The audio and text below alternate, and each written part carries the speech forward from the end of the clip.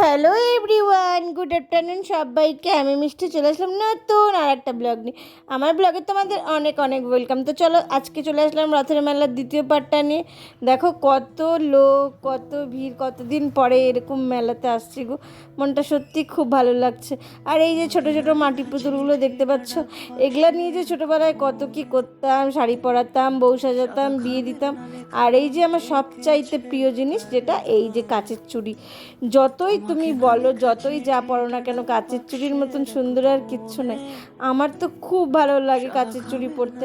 তো তোমাদের কার কার কাচের চুড়ি পরতে ভালো লাগে সেটা অবশ্যই কমেন্টসে জানাবে। আর এই যে দেখতে পাচ্ছ, আমি এদের সাথেই আসলাম। আরও কয়েকজন ছিল, বাট সবাই মেলাতে এদিকে ওদিকে ছড়ানো হয়ে গেছে। জানোই তো মেলাতে আসলে হারানোটা মানে মানে কি বলবো, হারাবেই সবাই, যতজন মিলেই আসো না কেন।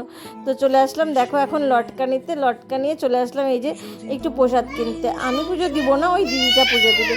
তো চলো, এখানে দেখো অনেক রকমের মিষ্টি ছিল। তারপরে এই যে ভাবলাম আসছি যখন, মাকে একটু দর্শন করেই যাই, মাকে একটু প্রণাম করে যাই। মাকে কত সুন্দর লাগছে বলো। আজকে গরমও ছিল প্রচুর, বাট কি করব, যখন আজকে রথ তখন তো আসতেই লাগবে। তো চলো ভিডিওটা এখানেই শেষ করছি। সবাই ভালো থেকো, সুস্থ থেকো, সাবধানে থেকো, টাটা।